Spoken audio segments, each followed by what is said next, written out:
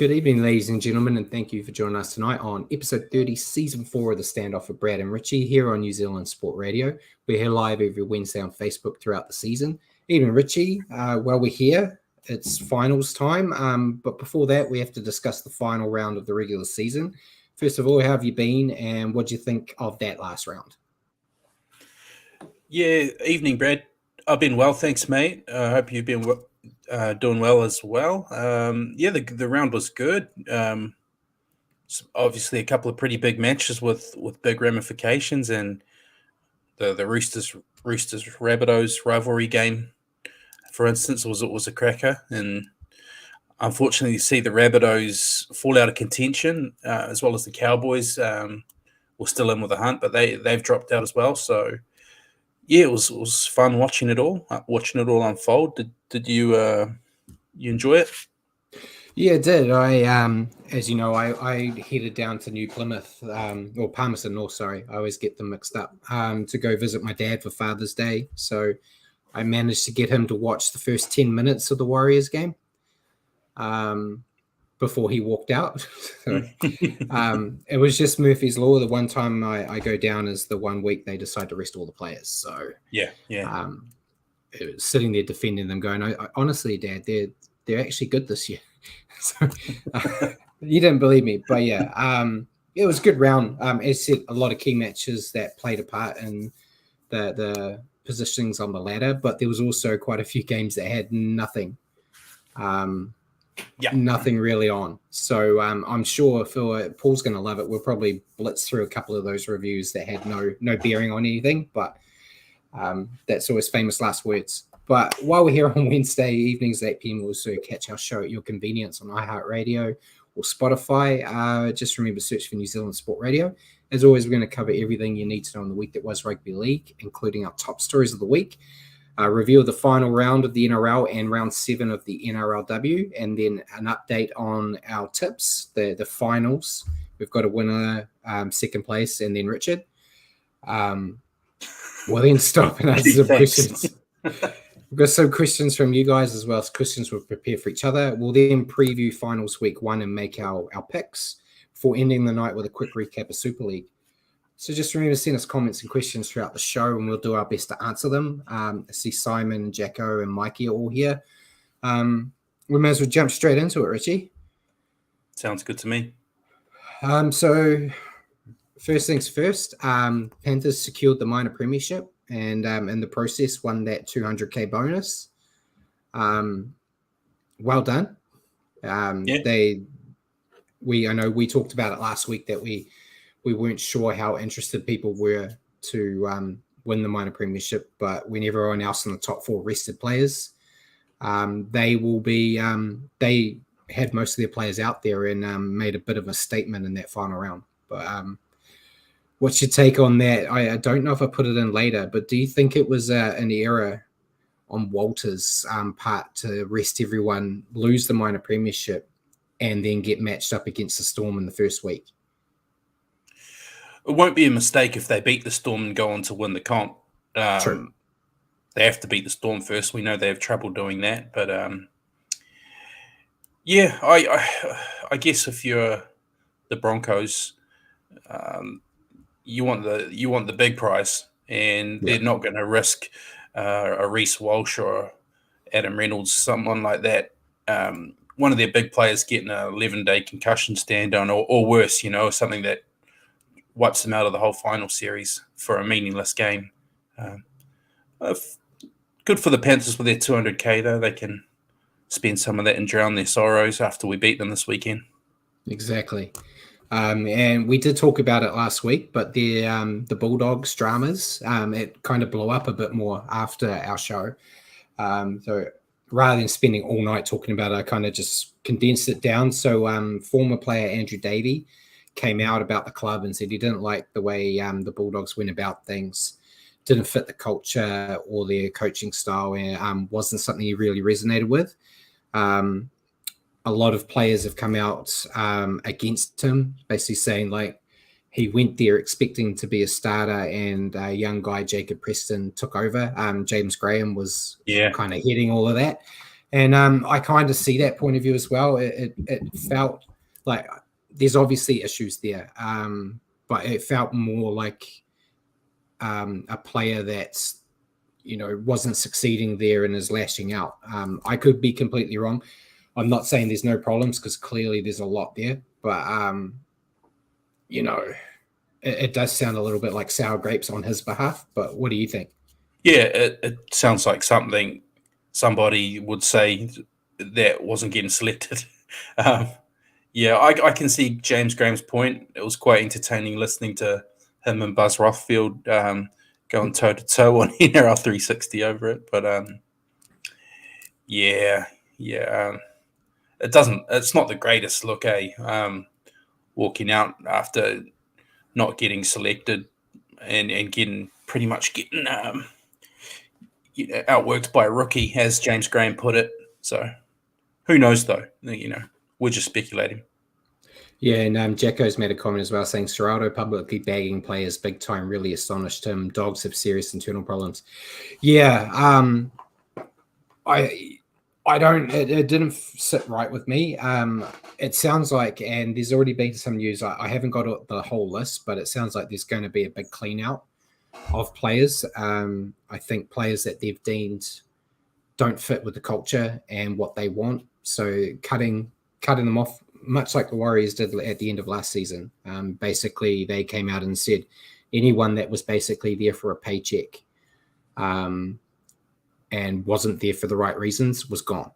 And you've seen how that's helped turn the club around. So I guess there, Serraldo, he's meant to be the next big thing in coaching, but it looks like he's a year behind Webster in terms of the coaching smarts right now. Not doing that first. But yeah, you gotta back your boys. I know Jacko makes fun of Ricky Stewart a lot, but he goes all in for his players first, and that's you want those guys to throw their bodies on the line for you. They got to feel like you have their back. It doesn't mean you just keep glossing over any poor things they're doing, but you do that behind the scenes, not in front of the media. Yeah. But yeah, it's interesting. But on that, Gus Gould's confirmed he's going to do a comprehensive review of the Bulldogs to find out what went wrong. Not breaking news by any means. It's basically every club that fails to make finals does that, because finals is the goal. The last year, and Paul said, didn't win enough games. I think that was a vital part. And then the last Bulldogs thing, they decided not to celebrate Mad Monday, and instead help feed the homeless. So credit to them for doing that instead of going out and creating more news stories for us instead with Mad Monday. So yeah, any more take you want to say on the Bulldogs before we let that sleeping dog lie for a bit? Yeah, nice play on words there, Brad. Yeah, I think it's cool what they did instead of Mad Monday, helping out in the community. That's good, and yeah, it'll be like you say, not breaking news or anything, but the findings of their review should be interesting, because they've certainly underachieved for where I had them pegged. Yeah, well, I had them in the 8 in my predictions, so yeah, I was well off. But, yeah. Blinded by the signings. Blinded by the signings, exactly. And I'll probably be blinded by the signings they've got for next year as well. Yeah. So next bit of news, Ben Hunt, probably the last time we're going to talk about this. But he's confirmed he is going to be a Dragon in 2024, advising they're going to get into preseason training or work things out. So he still doesn't sound happy about it, but he will be there in a Dragons jersey next year. What's your take on that as the Dragon advocate on this show?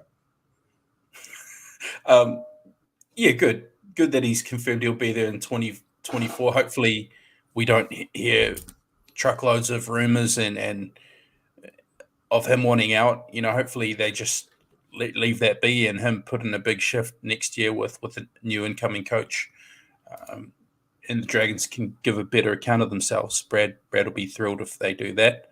But don't think this is the last we hear of the Dragons, Brad. I'm going to try and throw something in every week just to keep you interested.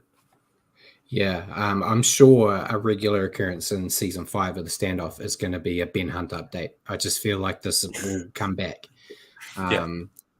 But yeah, we'll leave that. And yeah, you say there's going to be more Dragons talk. I'm hoping this is the last time we talk about them this year. I see Rue's here, and Mark Roberts is here too. And he said there's only there's room for one Hunt at the Dragons as they're moving Jaden Hunt on. Yeah, Yep. Jaden Hunt apparently is off to the Broncos. So yeah, only room for one Hunt. We'll go to Tigers now. So after kicking the Dragons, let's kick the Tigers. The Tigers and Tim Sheens have signed an NDA around the terms of how he exited the club, which is interesting. So we're going to get no dirt on what went on. Yeah. And there was also a little bit of noise that higher ups at the Tigers want Pascoe gone. So the once thought invincible CEO could be on the way out. Potentially. We've heard these rumors before and he's still there, so time will tell. But what's your take on that and the whole NDA deal? Yeah, that's interesting because maybe I just wasn't digging deep enough, but I actually hadn't heard any noise around how Tim Sheen's exit came about. So the fact that NDA has been signed suggests something juicy's gone on there. But yeah, guess we'll never know because they signed an NDA. Yeah, and like Jacko said, Tigers bought Sheen silence, and then Mark Roberts said no dirt from the club, but it will leak somehow. Yeah, we'll get something. It may not be the truth, but we'll get something out of it. It'll be a Buzz Rothfield exclusive or something like that. Yeah, depends on what he feels like writing in the morning. He'll make it up.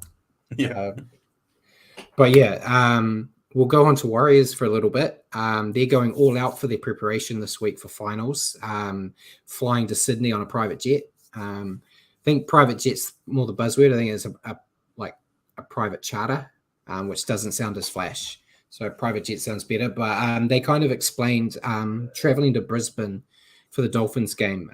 Their flight got delayed and they didn't get there till like midnight. And it kind of throws things away. And when you got old Rooster signing the money and the checks, he wants a premiership, right? So if that's what it's going to take to make sure the boys are ready, full credit to him. I think it's a great idea. Yeah, it's obviously not something they're going to be able to do all the time, but it sounds like they're doing it for the whole final series at least, for as long as they go. So what's your take on that? On how good, why airlines? We finished one top four and all of a sudden we're on private jets. How good. Rolling out the red carpet for us. Pretty much bigger than the All Blacks now. We don't have Warriors painted on the side of a plane yet. The day's coming. And up the was 747. Yeah. Yeah. But yeah, it's good that they're thinking about things like that. So that additional travel and everything that happens, that's just kind of a stress taken away from the players trying to, hope the flights don't get cancelled and rah. So yeah, fingers crossed it does the trick. Before we've got a whole lot of awards to announce, or that were announced. But before that, NRLW Titans prop Shannon Mado. She ran for 286 meters, becoming the first NRLW player to run for more than 250 meters. She also made 128 post-contact meters. So I just wanted to bring it up as a lover of all things prop. Thought that was a massive effort. So I'm surprised that didn't lead off the news. It was close. And Mark Roberts said, will that up the Waz plane have Webster's face on the tail? Yeah, why not? He's getting close to overtaking Steve Price as most popular Australian in New Zealand, I reckon. Yeah. So yeah. What's your take on Mado doing some big yardage? Oh, that's outstanding. Obviously, it's more your domain, the running meters and post-contact meters of props, but can't argue with those stats. It's pretty beastly effort. Stats. Yeah. They are. So we'll go to awards. We've obviously the Warriors awards night was on Monday. We'll go through that, but a few other clubs have had their awards. So I'll rattle off the teams that have, and then just get your thoughts on the picks. So first up, we've got the Raiders. Joe Tapine got Player of the Year. Sebastian Chris got Coaches Award. Ata Mariota got Rookie of the Year. Jamal Fogarty got Club Person of the Year. And then Hohepa Puru got Welfare and Education Award. Any surprises there for you? Not really. Pretty, No. Pretty on the money. Yeah, I think Tappanee's been one of the better ones. Thought Corey Horsburgh might get a look in somewhere. Yeah, but big red. He would have been up there. Yeah. Next one's the Bulldogs. Kind of very easy here. One guy won basically everything. Player of the Year went to Jacob Preston. Community Service Award, which is a weird way to name an award. It sounds like he's doing community service, but I get what they mean. Went to Cacao. And then Coaches Award, Rookie, and Members Player all went to Preston as well. Hell of an effort for a rookie, isn't it? Pick up all those awards, but I mean, he has been top notch all year, and nice to see Kikau was able to get something because he didn't get a lot of game time this year. So it's good to see he did something while he was rehabbing. Yeah, he used his time. So hopefully bigger and better things for him next year. Yeah, and then Manly, Player of the Year and Members Player of the Year both went to DCE. Rising Star Award went to Dean Madison, and then the Wellbeing and Education Award went to Lachlan Croker. Good. DCE deserved it. Yeah. Then Knights, Kalen Plonga got Player of the Year. Dylan Luxus got Rookie of the Year. Community Player of the Year went to Jacob Saifiti. Knight in Shining Armor Award, which I don't understand what that is, but Leo Thompson got that. And then Gladiator of the Year, again, another award I'm not sure of, went to Phoenix Crossland. Yeah, hard to argue. Ponga also, Crossland improved leaps and bounds throughout the year. So yeah. And then we've got three more clubs before we get to the Warriors. Eels. Player of the Year and Players Player both went to King Gutho. Yep. Coaches Award went to Will Penasini. Rookie went to Woodamoo Greg. And then Community Award went to Junior Bottle. Good. Dragons. Player of the Year went to Blake Lowry. Emerging Talent went to Toby Couchman. Immortals Trophy went to Jack DeBellin. Members Player and Community Award also both went to Blake Lowry. So you'll be happy. You'll be happy. Pick that up. A prop, yeah. You'll be happy. Cleaning up all the awards. And then last one before we get to the Warriors, Tigers. So Player of the Year, Players Player, and Rookie all went to Jareen Buller. And then Community Award went to Brent Naden. So I'm not really sure what you do for the Community Award. I guess it's just what you do in the community to help. So I'm good to see Naden was using his time there since he wasn't playing. But yeah, Buller's been head and shoulders above the rest of that team all year. So no he's been awesome. Uppy's been good too. When he's been on the field, he's done some really good things. But yeah, no, good for Buller. Yeah, and then Warriors Awards night. So another common theme with one player kind of dominating, but Sean Johnson, he ended the night with the Simon Mannering Medal, which is Player of the Year, the NRL Players Player, and then he also got the One New Zealand People's Choice Award, which is one where One New Zealand asked fans to vote on their favourite player, essentially. Clubman of the Year went to Chance. Rookie of the Year went to Tane Tuapiki. And then we had some New South Wales Cup awards as well. New South Wales Cup Player of the Year went to Kalani Going. New South Wales Cup Team Man of the Year went to Ali Leatawa and Dimitri Sifakula. And then the New South Wales Cup Players Player went to Ronald Volkman. And then also at the awards night, they officially confirmed that Bailey Sirinen and Lingi Kepu would leave at the end of the season, along with the players that were meant to be there this year that had already been released, the other Kepu, BMM, and the likes. So, what's your take on all that, the awards and those exits? Well deserved for Sean, right off the bat. Very hard to argue with Chance, Clubman of the Year. He's just a titan for us all season. Agree with Tane Tuapiki being rookie. I mean, he got a few chances here and he did well each time he got his opportunity. Kalani going, awesome for him to get New South Wales Cup Player of the Year and got rewarded with a debut on the weekend, first grade debut, so that's awesome. And Ali Leotawa, Dimitri Sifikula, Ronald Volkman, they all featured heavily in New South Wales Cup Team of the Year too, and team as well. So, all very good. I mean, I can't push back on any of that. Yeah, and Rue mentioned that he always knew SJ had it in him. I don't know when the date will be, but I assume we're going to be back on with Rue and Hammer to talk about our predictions we did before the year, and I'm sure there's going to be a lot of time making fun of Rue for his prediction that SJ was going to be a reserve grader by this time of year. So I'm sure we'll have some fun talking about that. And Jacko said, bit surprised Ciro's leaving. He seemed a favourite for Webster, but I guess CHT takes his place. Yeah, I think Ciro's really done well in the role he's been given this year, but I do think Chanel will take over that kind of more flexible forward/hookerish replacement. I'm not sure. We won't know till next year, but it just seems the closest like for like for the players coming in and the players going. Potentially, but I'm sure he'll get picked up from someone. I think he's still got a lot of juice in the tank for an NRL club, so I expect to see him get picked up. The Kepu boys, I'm not really sure what's going to happen with them. They haven't had a chance to play yet, so we haven't really seen what they could do at that level. But I'm sure someone will look at them. But yeah. We'll move on to signings, Richie. I've only got two that I found of note.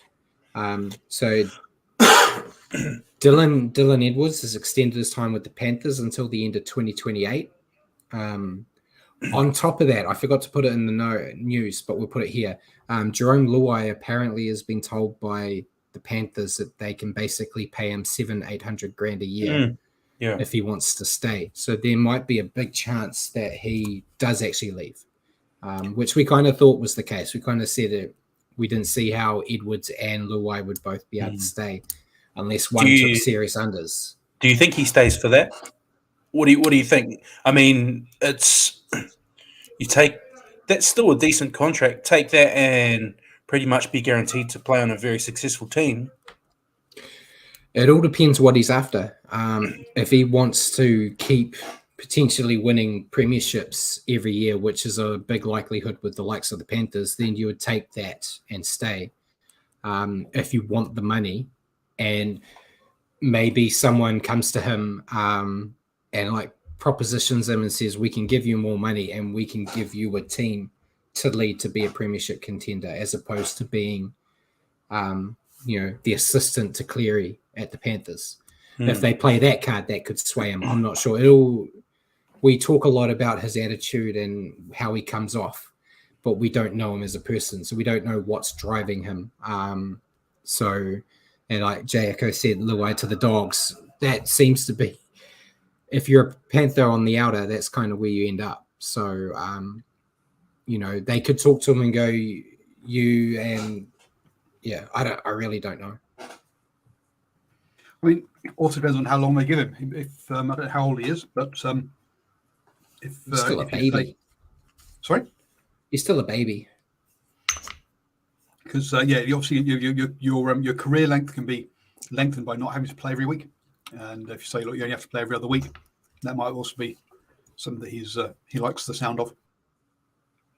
Yeah, so we'll just have to wait and see. I'm sure we'll have an answer, I'd say before November, I would assume. But we'll let you know as soon as we know. And then the last one, Raider Matt Frawley is leaving the Raiders to join Leeds on a 2-year deal. So it's a bit interesting. There's a lot of halves exiting the Raiders, especially with the news of Fogarty wanting to go to market. There's a chance they could lose him as well. Luai Raiders. Luai Raiders. Maybe. I don't know if him and Sticky would get on. Yeah. We'll see. So we'll move to injuries. We had a few. So Connor Tracy from the Sharks injured his knee. It wasn't an ACL, and there was no word yet on how long he'd be out for. I was meant to check before we went on because I'm a professional to see if he was named this week. I'm just going to check. I know he is. Kennedy, he's been named. Yeah, he's been named at fullback. So his knee seems to be fine. Will Kennedy's been named to return via bench as well, isn't he? So who knows if that changes late? Yeah, we won't know until 24 hours before, maybe even an hour before, on if they actually play. Daniel Tupou from the Roosters had a knee injury he got at training. He's going to miss this week, they've said. And then Jerome Luai, who we were just talking about, he's recovering well from his dislocated shoulder. But before team name Tuesday, Cleary came out and said he would not be playing against the Warriors this week. They'll give him a week, and that he has stayed true to his word. Luai has not been named. So thanks, Ive. And then, but the Panthers are also going to be out without Luke Summerton, who it's not, no disrespect, it's not a big loss. It's not one of their key hookers. No. It shouldn't affect them too much there. And then in the NRLW, Jessica Surgis from the Roosters is having surgery after fracturing her finger, and they've said she might be a chance of missing the rest of the season, which is a bit of a blow for the Roosters. Big blow. And then from the Dragons, Andy Robinson is going to be out for 4 months after requiring surgery on her knee after getting a hip drop tackle done on her. So 2 big losses there for the NRLW. Any more thoughts on those injuries? No, all good. Move on to Naughty Boy Corner. Naughty Boy and Girl Corner. There's only 2 of them in there this week. So Sebastian Chris from the Raiders. Oh, it's a good one. He got a grade 3 dangerous throw and has got a 5-match ban. And then from the NRLW Cowboys, Mackenzie Wheel got 3 matches for that hip drop tackle that injured what's her name again? Andy. I was going to say Abby. Andy. So, yeah, I didn't see the hip drop tackle, but they're taking that seriously. But, yeah, Sebastian Chris's tackle. Oh, wasn't the greatest. No. It's been a while since seeing a spear tackle like that, like full on, top of the head. He really tried to plant him into the ground. Obviously, it's I think it was the right 5 matches, maybe a bit longer than I thought. I thought it might have been 3. Rule him out of any chance of making finals, basically. But yeah, it was an accident. To his credit. But yeah, hell of a way to do it. So that is it for the news. That might be the quickest we've done it in a while. We might get paid this week. If Paul is happy. So we'll move into the final round, Richie. Starting with one of the big matches. Storm defeating the Broncos 32-22. Yep, one of the big matches, albeit watered down through restings. Storm, it was 6-3 in the Storm's favour. Grant Anderson with 2. Sua Falongo on debut, grabbed 2. Ryan Peppenhausen, Remus Smith, 3 tries for the Baby Broncos. Tommy Flegler and Jordan Pereira with 2. Yeah, so as you already said, both sides rested players. But as I said when we were making our picks last week, with guys like Pappenhausen and Olam, who was looking at trying to get back into the regular side, I thought they had the edge over the Bronx, and they did. I thought they were relentless on attack. Still clunky on both sides with some lack of cohesion, but they just looked unstoppable at times. And their second half defense sealed the deal for me. They really made sure the Broncos had no chances. A big confidence booster ahead of their rematch this week, I think. Yeah, definitely. For me, it's hard to know what either team will take from this, having rested players. But Well, Panthers took the minor premiership just because the Broncos, fell apart here. yeah, So yeah, indeed. But this one sees the Storm leapfrog the Warriors and book a rematch with the Broncos, as you said. You'd think they'd fancy their chances given their strong record against the Broncos. So definitely excited to see that one. But also, we got to see some exciting young talent on display, and I'll probably talk about one of them and my players that stood out. yeah, and your thoughts on the Bronx? I think they were narrowing their focus solely onto the premiership, willing to rest players instead of going all in on the minor premiership. I'm sure with their full strength team that they'll be ready to give the final series a good shake. Yeah, so I'm looked at it a bit more negatively because that's who I am. But Broncos, they lack the firepower of their stars and they suffered because of it. I think Walter's decision, as I asked you earlier, to rest his players here may have been a mistake, as it did cost them the premiership or minor premiership, and potentially, don't hate me in the crowd, potentially an easier first week finals against the Warriors. Wash your mouth out. But time will tell if that was the right call. But yeah, your player to stand out. I went Suafalongo from the Storm, the young fella with a couple of tries, some really electric runs and footwork. Definitely looks a star for the future. Jeez, he plays one game and you're already a fanboy. Mate, Honestly. it doesn't take much to get me excited. I cheated. I just went with my Nico Hines / approach. I went for the biggest name in the team. I went with Pat. I thought he had a good game. Showed glimpses of what he was before he got injured. So seems to have lost no steps. So I'm expecting a big game out of him this week when they decide to beat the Broncos again. Yep. Next game on Friday was Friday night. Sea Eagles beating the Tigers 54-12. This might take a while. 10 tries to 2. Here we go. Manly. Tolu Kola with 2. Jason Saab with 2. Ethan Bullimore. Haumole Olukuatu. Jake Travojevic. Raymond Tuimwalo Vaenga. Gordon Chan Kam Tong. And Daly Cherry Evans. Nearly take a whole evening just to read that out. 2 tries for the Tigers. Epi Coruscant, Asu Kapoa. Yeah, Seagulls had a disappointing season, but what a way to end it. They put a hell of a show on for the fans, scoring essentially at will. It was Jack Travojevic's big game, and DCE made sure he got a try, giving him an easy try, giving me flashbacks of me screaming for a try that I could potentially score when someone else did all the work. Then they also did that with Gordon Chan Kam Tong as well, where they had a set try and they threw it to him. But it was good to see them having fun. This type of attacking flair and intensity, I think, needs to stay. So they have to bottle it, have it ready for round 1 of next year. They were the strong team in preseason. Remember, they won that whole stupid preseason cup thing. So, they need to hit the ground running next year. But your take? A very strong last game for the year for Manly. I feel like they may have unlocked an exciting option going forward if Tommy Turbo was injured, which he quite often is. Kola looks a devastating option at fullback. The last couple of games where he's moved there, he's carving up, making breaks. The way he ran around Buller for the first try, Buller's no slouch, but he just put that outside swerve on and made him look like he was running on a treadmill.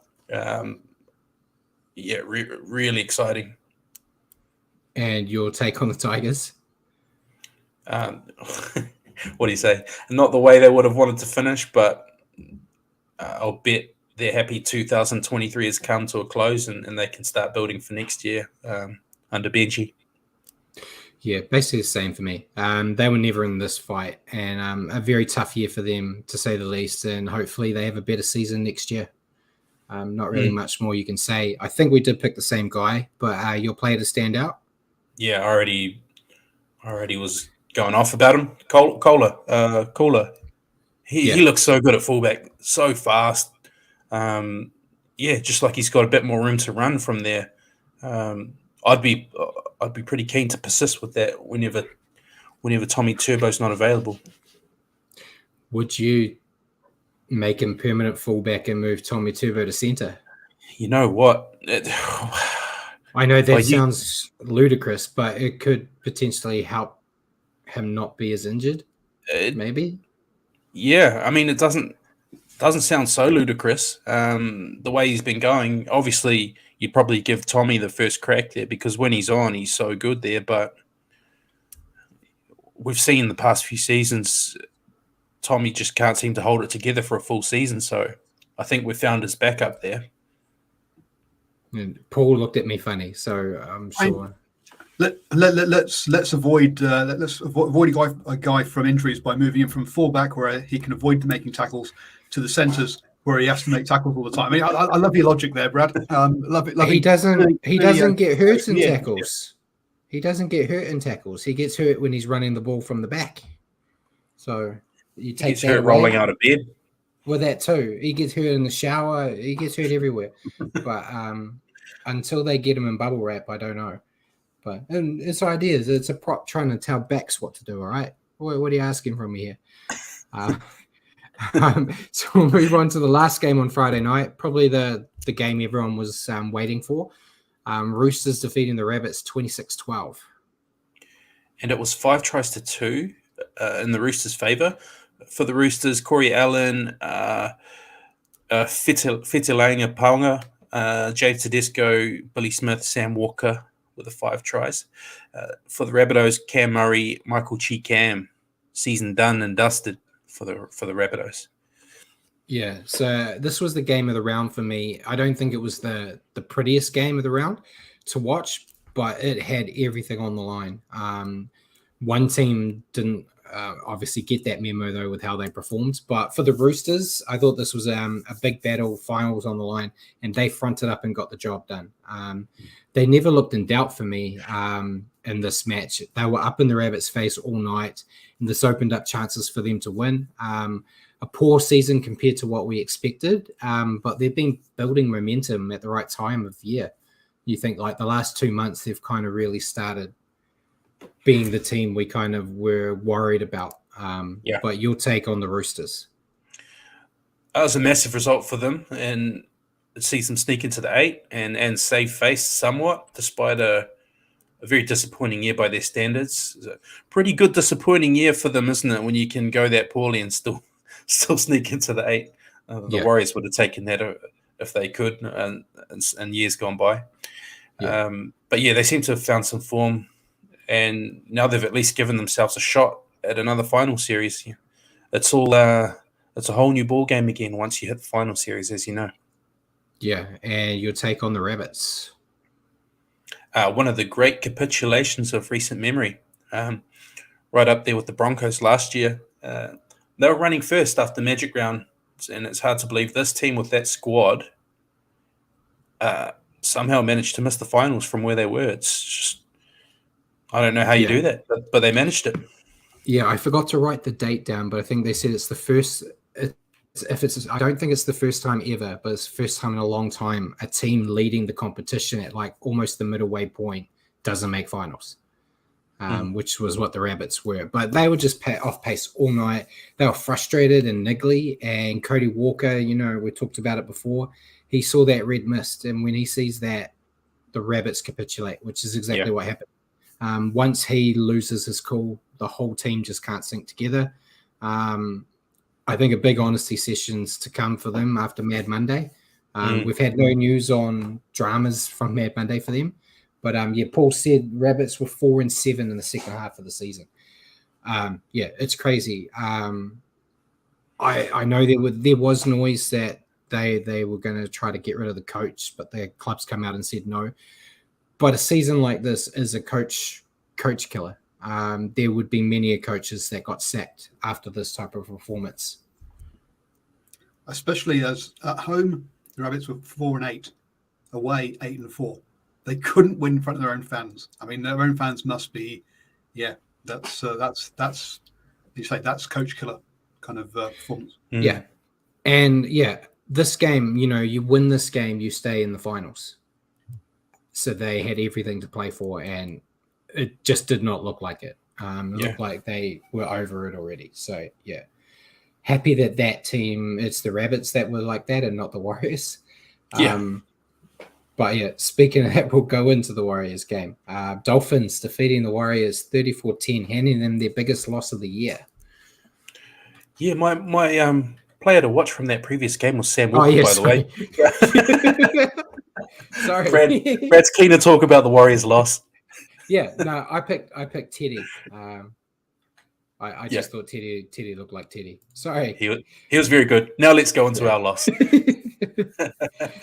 Dolphins 34, Warriors 10, 6 tries to 2. Jack Bostock, Sean O'Sullivan, Isaiah Couture, Jermaine Isako, Max Plath, Kenny Bromwich. 2 tries for the Warriors, Freddie Lussick, Marcelo Montoya. Dolphins obviously didn't want to end their season on a sour note, and they turned up to play. Thought they were very dominant in the first half. Sealed the deal with that first half effort, I thought, but they did kind of lose their way a little bit for a period in the second half where I thought the Warriors might try to come back into the game. Plenty of lessons learned this year for the Dolphins, and I think they may not be far away from finals in 2024. But your take on the Dolphins? It's a great way to finish 2023 for the Dolphins, finishing the way they started on a winning note. It did well to take advantage of a weakened Warriors lineup, and I just don't feel like they ever look like losing this one. They were in control for the whole match. Didn't enjoy Max Plath's try. Thought that was off a massive forward pass, but that's just being a whinger and not used to losing anymore. Wouldn't have made a difference, but No, it wouldn't have changed the tide by any means. But your take on the Warriors? Not great to lose the game, but kind of like the Broncos. Our focus seemed to already squarely be on the finals, and if we're to go deep into the finals, the last thing we need would be injuries to key players in the last regular game of the season. So I'll give a shout out to Kalani Going and Roach for making their debuts, and I feel like we did what we could, but it was a thrown together team without many built up combinations. So wasn't overly surprised with the loss, even though I tipped the Warriors to win, like you did. And we were kind of talking about that before we came on. We're far too cocky. We're far too cocky. The winnings made us cocky. Yeah, and before I talk about the Warriors, Paul mentioned Dolphins were 2-10 in the second half of the season. One of those was via Golden Point. But the Warriors, it was hard to judge this one with all those key players out. I think Jacko mentioned earlier it showed how much we need guys like Tohu and AFB, which is true. I think it had a flow-on effect. I felt Volkman didn't really put his best foot forward. But with the forward pack not being the forward pack you usually would, it's hard to judge him. Like if Adam and Tohu and all that were there, would Volkman have had a better game? I'm not sure. Potentially. But not a great way to end the season for the Warriors. But finals was always the main focus out of this. What did you think of Tamati Martin on return? I thought he started off rusty, but I like some of the plays we saw go out to the left. That try from Montoya. Definitely a bit better on that side. Yeah, and I know he did play half a game essentially for New South Wales Cup, but this was his first grade game since April. So I'd rather it have been like I wanted him a week earlier, so he had 2 games under his belt before finals. But at least he had this one. Not a great result, but he got to run around, make some contact. Yeah. And hopefully that's the master stroke for the Warriors come this week. But your player to stand out? I had to go with the former Warrior, Sean O'Sullivan. Bagged a try. Looked like a pain in our ass the whole night. So, Yeah, and Jacko mentioned Tamari's lack of game time's a worry, but for him, but most disagree. At the moment, though, they're at a situation they have no other option. Yeah, I think he'll be fine. I think he'll be fine. Hopefully, I would have liked more game time, but for him before this, but you can't help it. My player was Osako. Didn't score as many tries in this game, but he looked dangerous. So he got to end the regular season as the leading try scorer and leading point scorer, a guy neither of us predicted. So yeah, thought it's not been a great year for the Dolphins, but it's been a very good year for him. He's the first person to do that since Mal Meninga, leading try scorer, leading point scorer in a season. Oh, nice! Look at you with the stats. Yeah, I heard it earlier in the week. So next game on Saturday was the Panthers defeating the Cowboys 44-12. And it was 8 tries to 2 for the Panthers. Stephen Crichton, Sunia Taruva with 2, Liam Martin, Brian To'o, Luke Summerton, Nathan Cleary, Brian To'o got another one. 2 tries to the Cowboys, Griffin Neem, Zach Labour. Yeah, and I see Paul brought up the stats. So Osako got 24 tries and 73 goals. My money was on DWZ. So I lost 2 field goals I missed. And 2 field goals.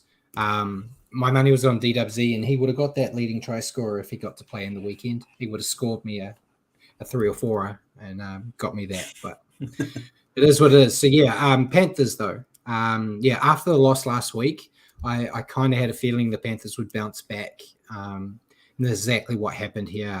Their attack tore the Cowboys to shreds. Their defense was back to its usual best. Letting 1 try and a half. That's not a bad way if you want to win games.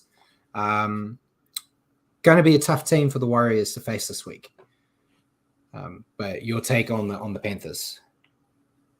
A very dominant win for the back-to-back champions. You could say they were superior in every aspect of the game. Even without Luai, they look a very daunting task for any opposition during finals. Unfortunately, this week, that's us. Yeah. And your Cowboys thoughts? A very funny old year for the Cowboys, and that they've finally been put out of their misery in this game. I feel like we changed our thoughts on the Cowboys 2 or 3 times during this year. They're going to finish bottom 4. Oh, they're going to make the 8. They could possibly win the comp, and they've been put out of their misery. So they have a great lineup, as we know, but they'll have to do some soul searching this coming off season to get them back to where they should be. Yeah, and Jacko made a comment as well. He said Cows are his biggest disappointment of the season. They looked a shell of their of their 2022 form. Yeah, Cowboys, they were just squeezed out of this match. They had no time to breathe, let alone think, and they played like it. Tough season for them, as you and Jacko both said. They were the fairy tales story last year. And I think I said it a few weeks ago. I think they're a great reminder for those fairy tale teams this year. So you like us. Yeah. Yeah. Like the Warriors, you made top 4 this year. Great story. We don't know how far the story is going to keep going this year, but look what happened to the Cowboys. If you don't keep working, you're not guaranteed that spot. So, you've got to keep working. I think that's what it was. I think the Cowboys came in maybe a bit too cocky. Then once they woke up, they had that stretch where they were like undefeated and they looked like no one could beat them. They were beating Panthers. They were beating everybody. And then it fell off the cliff again. And don't know the rhyme or reason. And Paul said, they went on a 6-game winning streak from 14 to 21. Yeah. But from rounds 1 to 13 and 22 to 27, they were abysmal. Crazy. I don't know what went wrong there, but they need to fix it. Your player to stand out? Stephen Crichton, beast mode again. He's one of the top centers in the game, if not the top center in the game, I reckon.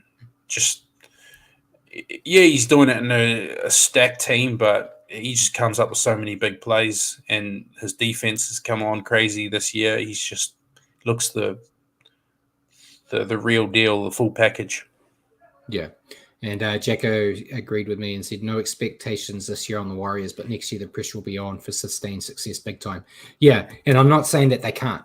By any means, I'm just, that's something they've got to remember. They're going to be treated in our eyes and the media's eyes as a contender. So you've got to live up to that pressure, and that's something the Cowboys didn't do. But my players stand out. I cheated again. I went with Nathan Cleary. I thought he looked good out there. He did.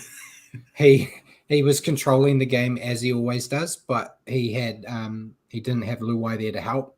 So you always have that doubt. Well, not doubt because he's such a good player, but like without someone there helping him like a Luai, is he going to manage it if there was pressure?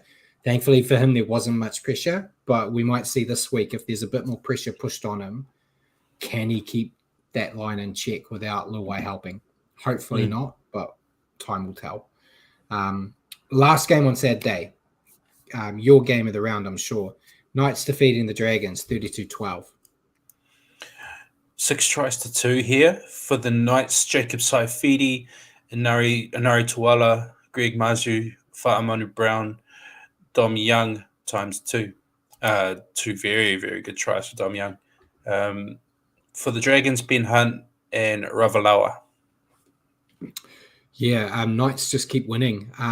Without Ponga, many expected them to fall apart a bit in this game, but they didn't. They just piled pressure, linked sets together, and made the most of their scoring opportunities. Momentum could be key in sending them deep in the finals. And like Paul said, they finished the regular season on a 9-game winning streak.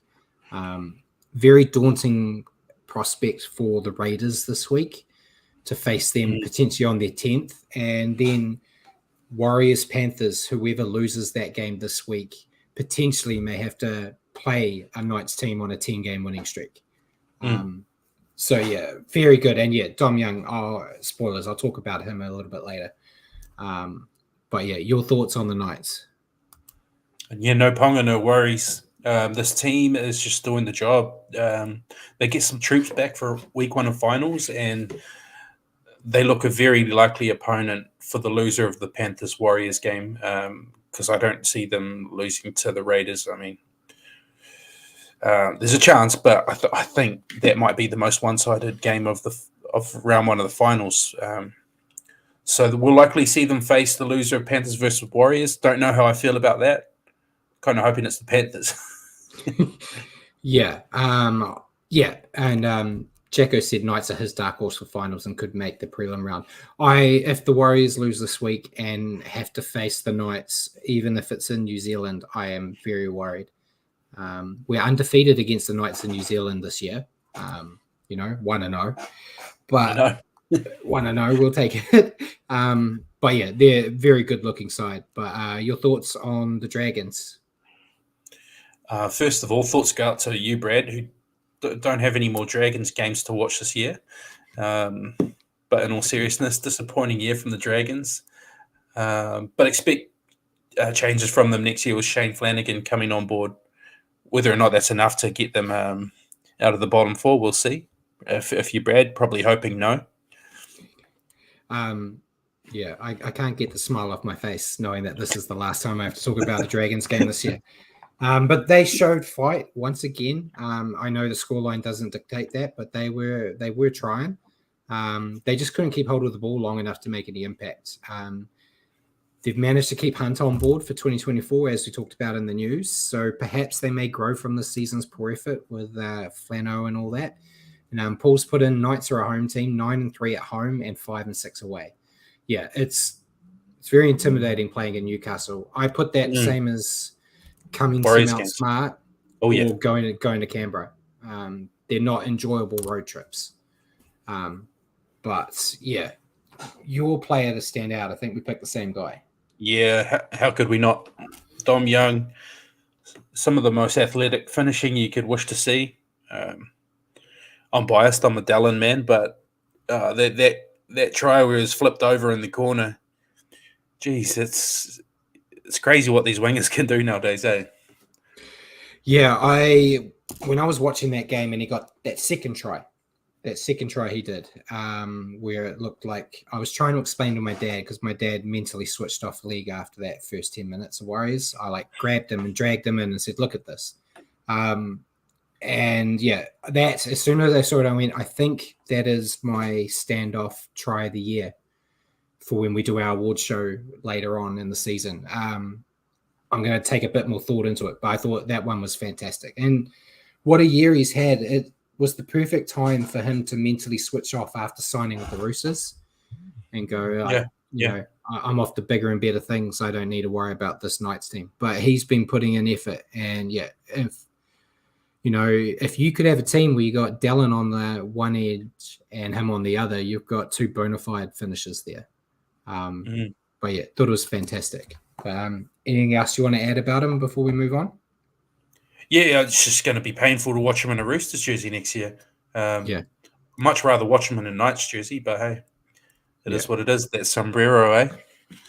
It's a beautiful thing, that big sombrero. First game on Sunday. This one we'll probably go through really quick because it did not matter.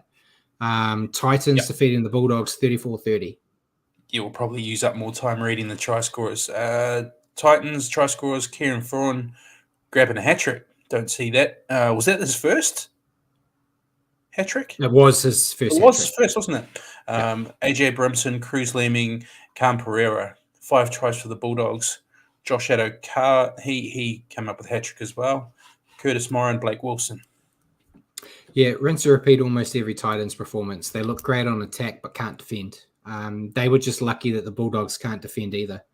And yeah, congrats to Foran for the hat-trick. It was good to see Cruz Lemming get to actually play in first grade in his last game in the NRL and score a try. So that's all I've got for them. Your thought on the Titans? I'll go even quicker because this game is pretty much meaningless. Typical Titans performance. If you looked up Titans performance in the dictionary, there it is. Like you said, good things with ball in hand, not good without ball in hand. Yeah. And, but yeah, congrats to Foz. Yeah, and Bulldogs? They got some nice tries as well. But yeah, a very disappointing year for the Doggies. They've fallen well short of my expectations of them for the year. Definitely an element of blinded by the signings and the new coach coming in. Probably we're going to need more time than what I was going to give them. Like you, I think I tipped them 8th. So well off the mark there.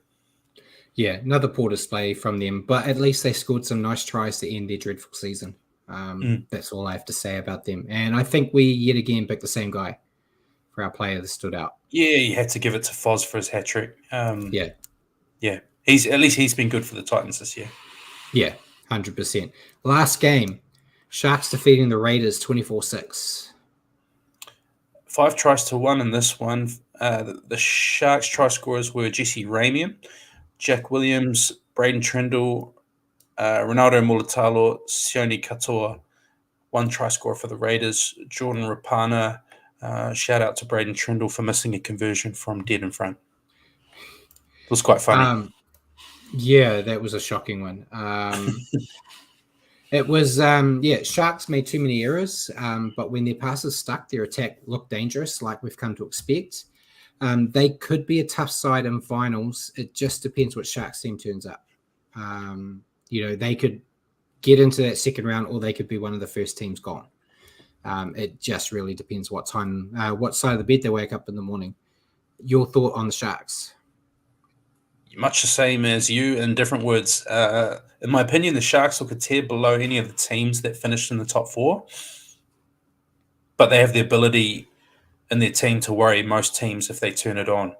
They did enough to get the job here, and that helps their placing in the top 8. But yeah, now that we're in finals, if they're on, they're going to be dangerous. But it's a consistency. I don't see it in them to go all the way. And what about the Raiders? They look to be limping their way into finals, but they've hung on enough to stay in the 8.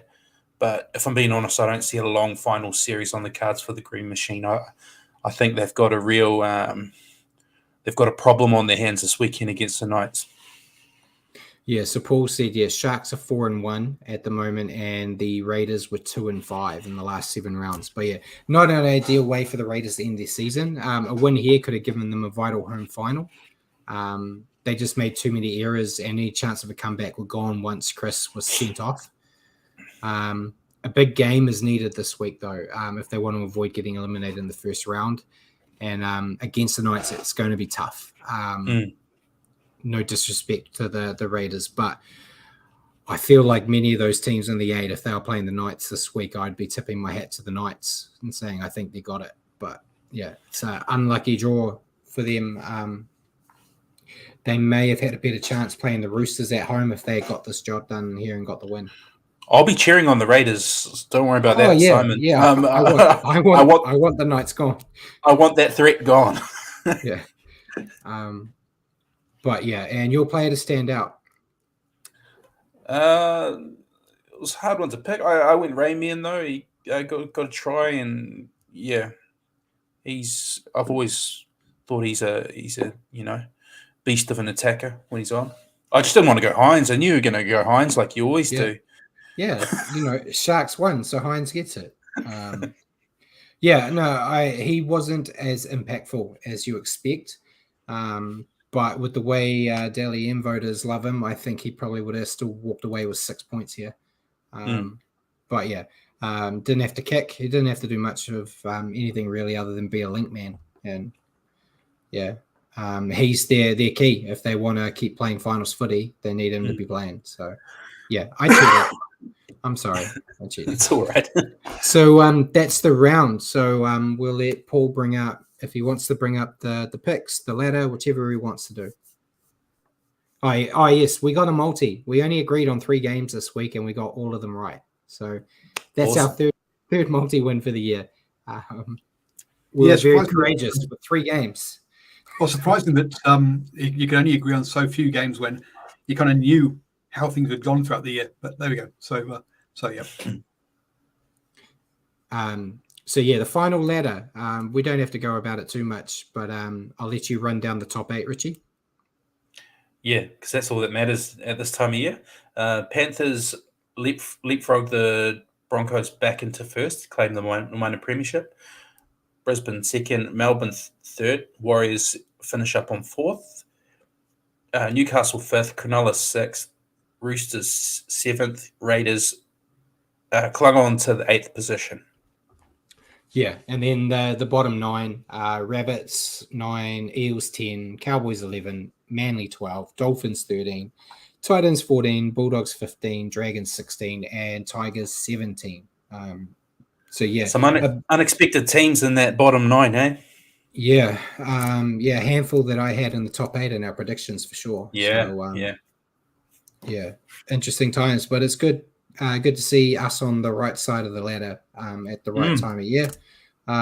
So yeah, well done. Let's go to the picks, Paul. Oh, look, I gave us medals this week. So for those of you that are listening, there's little gold, silver, and bronze for first, second, and third, because the picks are now officially over for the regular season. We wipe the slate and we start again for finals. So I got 7 out of 8. I only got the Warriors wrong because I was too cocky. So I ended on 137 out of 204. Simon got 5 out of 8 and ended the year on 134, 204. And then Richie, you got 5 out of 8 as well. You ended on 128, 204. So you got a nice little bronze. All good. I'll take the bronze. It's only out of 3 people, but I'll take it. Yeah, so I got the minor premiership, so 200K is on its way to me. We'll see what happens. And then we'll see if I even survive. Much like last year, Richie, if you remember, I dominated the regular season and then you wiped my ass in the finals. So it is what it is. It is what it is, yeah. So I think the next pick isn't for a little bit, but NRLW round 7, Knights defeated Raiders 20-12. Broncos defeated Sharks 32-28. Dragons wiped the floor with the Cowboys 48-16. Titans defeated the Tigers 16-4, and then the Roosters put the poor last place at Eels to the sword. Roosters, beat them 46-12. Any thoughts you want to say on that? Just our team, Brad, the Roosters, going very well. We march on. Feels dirty to say that. Disgraceful we are. It does. And John asked, do we have an ESPN group for tipping for fans of the show? I think that's a good idea. We did. I started it, I think it might have been last year, and Simon was the only one who entered besides us, which is why Simon got brought on to our one that we do now. Throw it out there for next year. But hopefully. For next year, next season, I'll throw it out again. And if anyone's interested, jump in. It costs you nothing. And you can see how much better you are than us. It's the ESPN Footy Tips is the one I did it on. So we'll go to questions. You had some questions from anyone, Paul? Yeah, we had one from Bjorn, who said, after the success of Ford joining the Warriors from the Dragons, which 2023 player from Dragons would you like to sign? I saw this pop up. I saw this pop up, and I immediately knew my answer. There's only one player I would take, and that's Blake Lowry. I knew you were going to say that. I think the Warriors need another prop, and I think despite the jersey he wears, I think he's actually a really good prop. I tend to agree. I'm with you. Blake Lowry, I would pick up in a heartbeat. No Zach Lomax? No. We got great centers already. We got Roger and Pompey. No, Blake Lowry, I agree with you there. Yeah. Blake Lowry fills a hole. It's not just you could go, I want Ben Hunt, because he's their best player.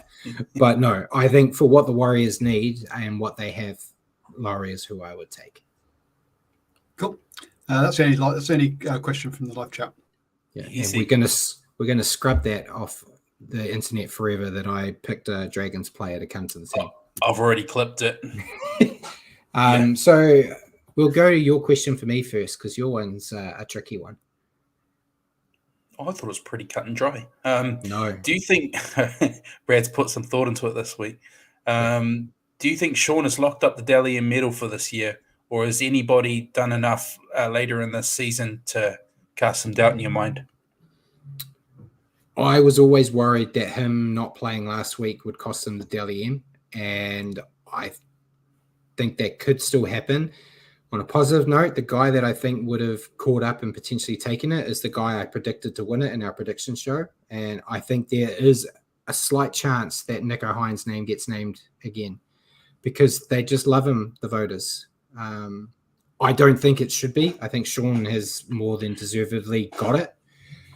But, just tricksy Dixie stuff. He doesn't play that last game and Nico does, and they give him 6 points. And because it's that extended points thing now where you get more, maybe he's caught up. But I've got my fingers crossed that I'm just being an idiot and that SJ's done more than enough. Because I think hands down he deserves it. Oh, I agree. I don't think Nico should even be close. I think he's been good. I don't think he should be close though. I even think Cherry Evans has had a better season than Hines. Yeah, but you remember, were we even thinking last year that Hines was anywhere near it? Yeah. Okay. I didn't. I didn't think he had a chance. Yeah. Okay. It's all down to the individuals voting, and because we don't know, there were games where earlier this year he got like 6 points, and it felt like he didn't do anything. So it all goes down to those individuals voting. But yeah, I'm about 80% confident Sean has got it. But I think 20% doubt in there for me. I think if Sean doesn't get it, it's daylight robbery. If Reece Walsh didn't get suspended for that period, Reece Walsh will be it. I think, different conversation we're having. But you take him out of the equation, it's got to be Sean. It's got to be. Payne Haas, was Payne Haas still eligible? He was injured. He was still eligible, but he was injured for a bit. But yeah, we'll see. I'm hoping I'm just being silly here. It's what I do. It's what I do on Wednesdays. You don't come to me for analytics. I was certain of Sean, but now it's getting closer. I'm getting nervous about it. I don't know why. At the end of the day, I'd rather us win a title, but it would be a cool little feather in Sean's cap. It'd be the greatest con job if it doesn't happen. Yeah. We'll get excited for Dally M's and then we'll walk away with nothing because they give Walters Coach of the Year. Sean's misses out on Dally M. Dylan Walker, I think, could even be a shot for interchange. That 14-man. And Adam Fanor-Blake will be one of the props since they picked 2 now. I think it's him and Haas all the way. Jacko said a nervous Warriors fan. What's new? Yeah. Nothing new. Thankfully, I'm nervous about a Dally M award instead of their season hopes. So it's a bit of a change. But my question to you, we got to see a few debuts, as you already mentioned, for the Warriors last week. Do you think Paul Roach and Kalani Going have what it takes to break into regular first-grade footy in 2024? I think as much as it was a great story, those two debuting together, I don't see them having regular first-grade footy in 2024. I think they've both been good in New South Wales Cup. Obviously, Kalani Going picking up the New South Wales Cup Player of the Year for us. I just think when you look at our top 17 week to week, it's a pretty settled lineup. I think these two could be able backups should we hit the skids injury wise. But other than that, I think the lineup we've got is going to be a pretty settled one, barring any injuries. I think it'll look very similar to what we've seen this year. Yeah, I think they're both Roach. I'm not as sure because of Lussick. Yeah. But for Going, I think Going is going to be in the same spot as Tuapiki, where he's not in that 17, but he's one of the first ones you call up if his position has an injury. Yeah. So I think he's going to get into that role, a bit like what we saw with Sifakula earlier in the year when there was a few suspensions and stuff. But I was very happy with both of them, and I really hope Roach kills it just for the sake of the unfortunate Warriors career of his brother. Yeah. And Jacko kind of said the same. Given the roster, they're both good, but they're good backup players. Yeah, I agree. Right now, but it's good to see that. I think it's not a complete drop off. I think they did more than enough to show that they can handle that step up. Fingers crossed we get to see them, but not too much because that would mean our top pick team is having some issues. But we'll move on to finals week, Richie. If Paul can bring up the Warriors-Panthers game, thankfully changed by the NRL. Normally 1 versus 4 is played on a Friday night. They moved that to Brisbane. Means we don't have to stay up as late, but also Friday nights, Broncos get better ratings.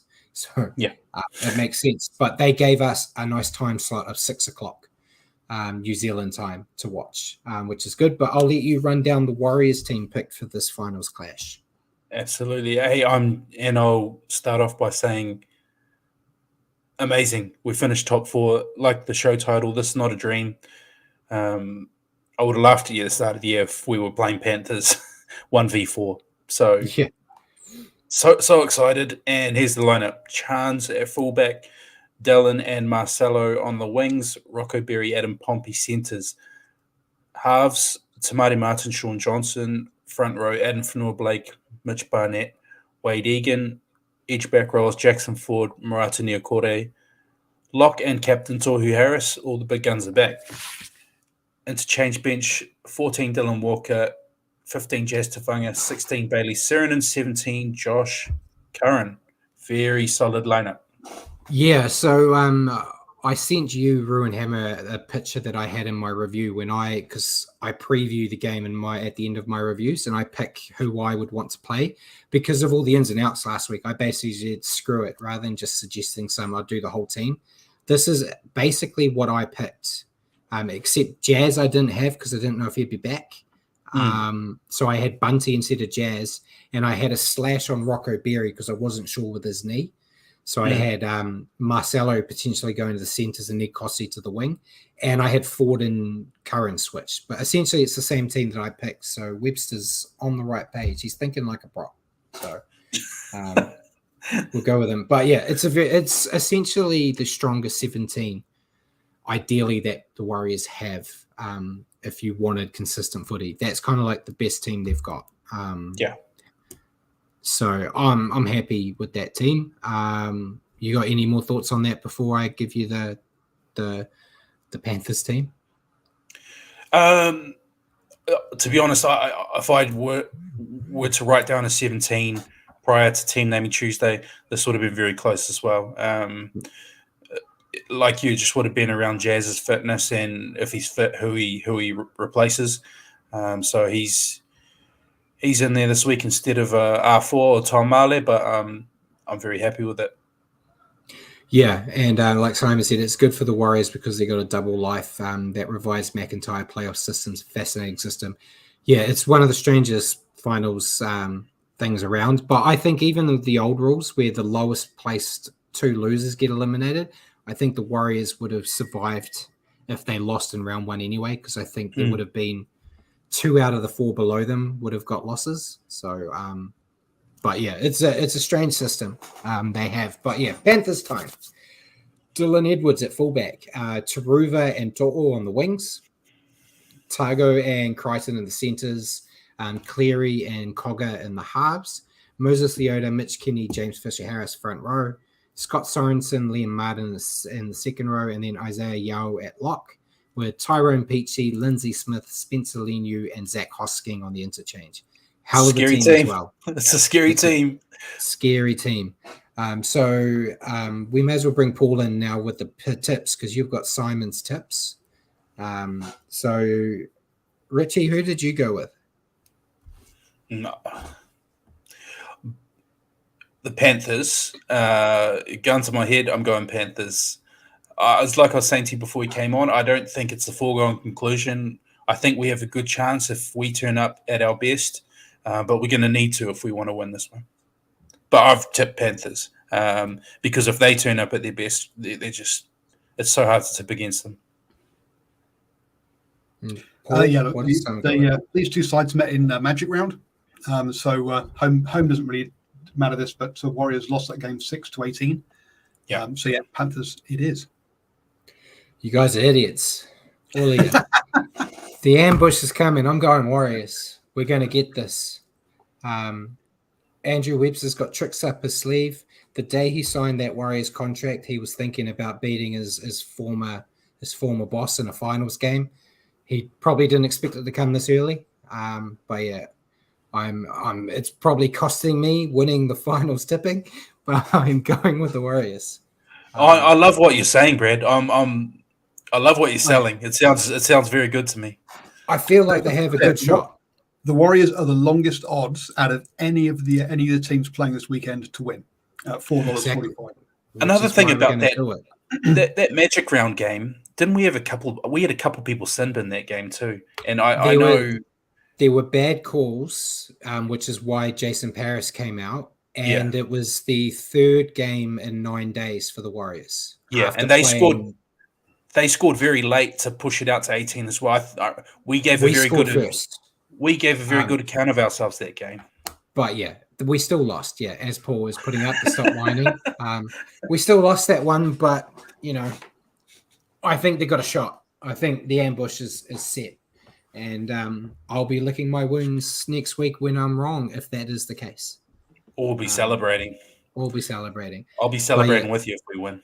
So yeah, either way, as long as it's, the last thing we want is to see like the Panthers put 40, 50 points on the Warriors in that first.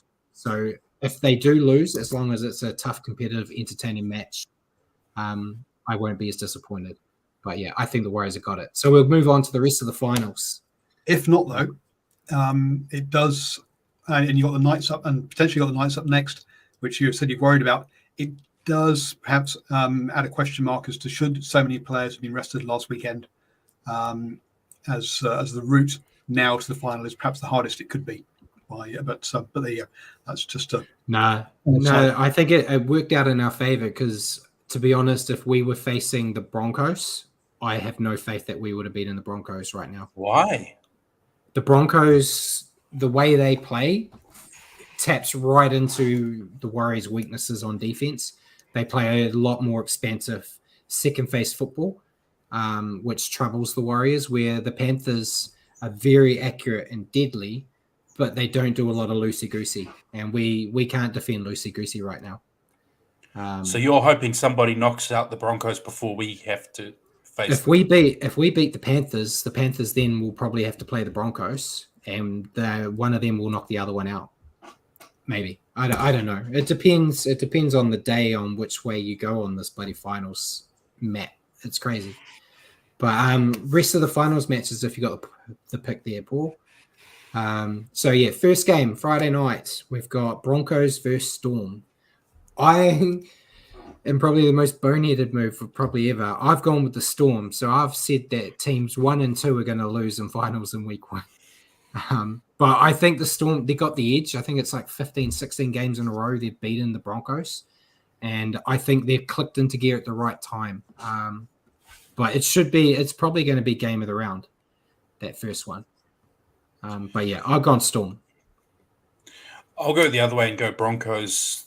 They have a hoodoo, obviously, to break, but I think this Broncos team can do it full strength at home. It's going to be a toss of the coin game, so yeah, I'll say Broncos. The Storm, they've been going well, but they have lost to Penrith and the Knights recently, so they've not been up. They're not on a total winning streak. They also, but the Storm beat the Broncos 24-16 and 32-22 so far this season. So both home and away, they've done the double, as you say. So Storm it is. Yeah, and then obviously the first game on Saturday is Panthers Warriors. I've picked correctly with the Warriors. You guys both did the wrong one with the Panthers. It's looking like a very, very small multi at the moment. Very small multi. We might not have one. Next game on Saturday is Sharks Roosters. I've gone Roosters. I think they're building at the right time, and yeah, I'm not convinced with the Sharks. I don't think they're going to turn out like they did last week. Again, a complete toss of the coin game. I'll go the other way. I'll go Sharks. Home ground. One game multi coming up. One game multi. So it's not even a multi. It's just a bet. Head to head.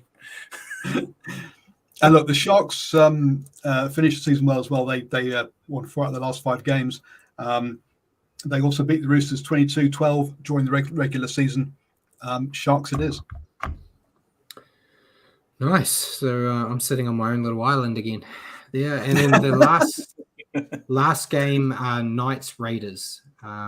I've gone with Knights. You know, they're on a roll. I don't see them losing. I'm going Knights as well. Yeah, very hard to pick against them. I didn't see Simon's tips. Did he go Raiders? Yeah, who was it, Paul? There is no multi this week because Simon did go Raiders. But I will just let you know so the Canberra Raiders at $4.25. They're the second longest odds after the Warriors on the old TAB.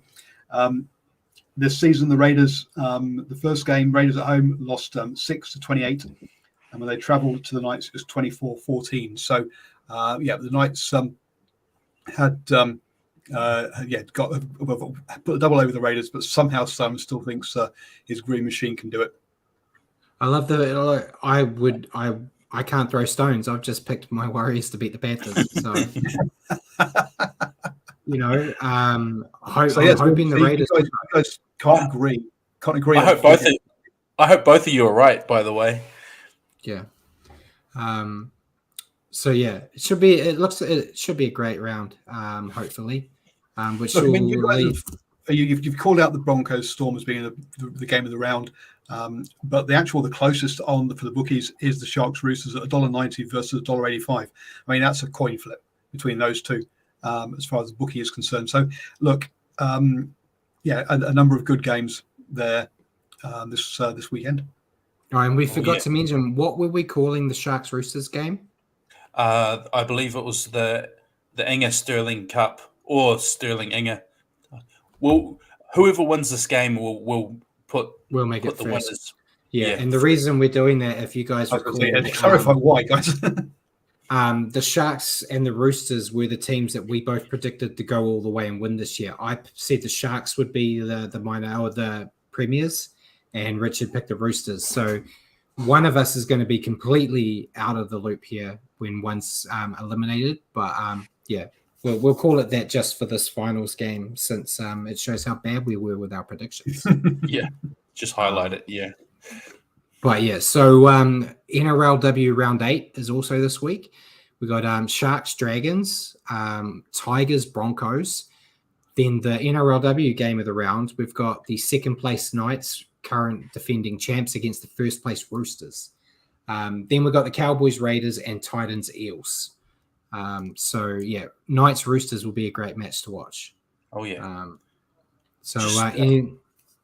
Oh no, I just want to go back to that Inger Sterling Cup game just briefly. So you tipped my team and I tipped your team. Yes. Oh my word! Yeah, that's how bad we are with our predictions now. What a nightmare we've had. You have no faith in your team that you said we're going to go all the way, and I have no faith in mine. So, jeez, that's what a season does to you. Nostradamus, these guys aren't. Yeah. When we get to go over those predictions we made, it's going to be an interesting night. It'll be a laugh, yeah. Because I don't think we got any right. I don't think we got many right last year either. I think you got more right with the top 8 and things like that. Yeah. And try score and whatnot. But yeah, anything else you want to add to NRL before we move into Super League? Now let's go to Jacko's favorite segment. Super League time. So after another loss, Catalans have moved to second place, with Wigan taking that first place spot. St. Helens and Lee still remain third and fourth. So Wigan defeated Salford 26-8. Lee defeated Huddersfield 34-16. Hull KR were the team to beat Catalans 26-18. Leeds defeated Hull FC 28-12. Warrington put on the biggest score of the weekend, defeating Castleford 66-12. And then St. Helens just kicked Wakefield when they were down again, defeating them 32-16. And then the round this week, we've got Wakefield versus Catalans, so not a good night for Wakefield after Catalans had that loss. Huddersfield versus Hull KR, St. Helens versus Lee, Castleford versus Hull FC, Leeds versus Wigan, and Salford versus Warrington. So there's a couple of okay matches in there. Now with less NRL games, I'm probably going to put more of an effort into trying to catch more of these games when I can, because there's nothing else on in the early mornings this weekend. You know, there's no like World Cup or anything going on. No All Blacks. No All Blacks. So yeah, if you're into both codes, that's a hell of a Saturday. All Blacks in the morning, Warriors at night. Segueing more into Paul's show for that. But anything else you want to add before we sign off? This might be the shortest episode we've done in a while. Yeah, tell you what it is. No, it's just again. Thanks for the chat, everyone. The finals is upon us, and the Warriors are finally involved. So for the first time in our show's history. Yeah, first time in like 5 years or so. So yeah, get amongst it. I hope everyone enjoys the games, and hopefully come Wednesday we're talking about a Warriors win. Yeah, and Paul said we're still nearly half an hour longer than the target. I think we've got to push out that target now. I think we've changed the dynamic. Yeah, ladies and gentlemen, thank you for tuning in tonight and joining us on the Standoff with Brad and Richie. For your weekly update on rugby league, tune into our show next week at 8 p.m. Here on Facebook or YouTube, or at your convenience on iHeartRadio, Spotify. Just remember to search for New Zealand Sport Radio. Cheers for joining me again, Richie, and cheers to you, Paul, for your help in the background. And good night, everyone.